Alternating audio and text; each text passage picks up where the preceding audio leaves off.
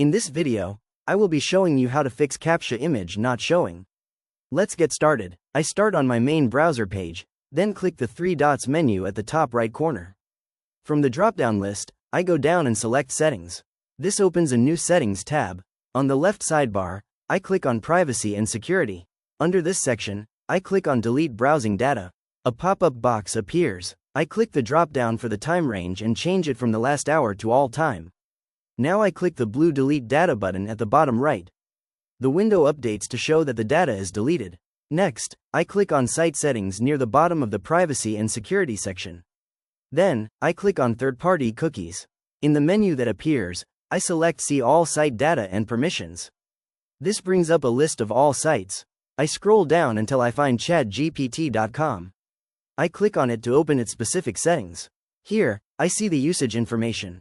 I click the blue Delete Data button on the right. A confirmation prompt pops up asking to delete site data, so I click the blue Delete button to confirm. The list updates to show no usage data for the site. Now, I close the Settings tab and return to the main page. I click the three dots menu at the top right again, hover over Extensions, and select Manage Extensions from the submenu. This opens my Extensions page. I see my active extensions. I toggle the switch to turn off the McAfee Web Advisor extension. Then I toggle the switch to turn off the VPN extension. With those disabled, I close the Extensions tab. I click the three dots menu one more time and select New Incognito window. In the incognito address bar, I type in ChatGPT and press Enter to search. I click on the first search result for ChatGPT. Once the page loads, I click the Login button at the top right.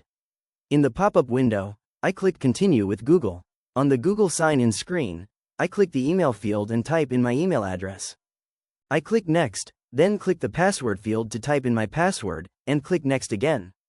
The page redirects and loads the main interface. Finally, I move down to the Windows taskbar on the bottom right and click the network icon. I click the arrow next to the Wi-Fi connection to view available networks. I click Disconnect on my current network. Then, I check the box to connect automatically and click the Connect button. The status changes to checking network requirements, and then it successfully reconnects. That's how you fix it. If you found this walkthrough helpful, please consider liking the video and subscribing for more quick tips and tutorials.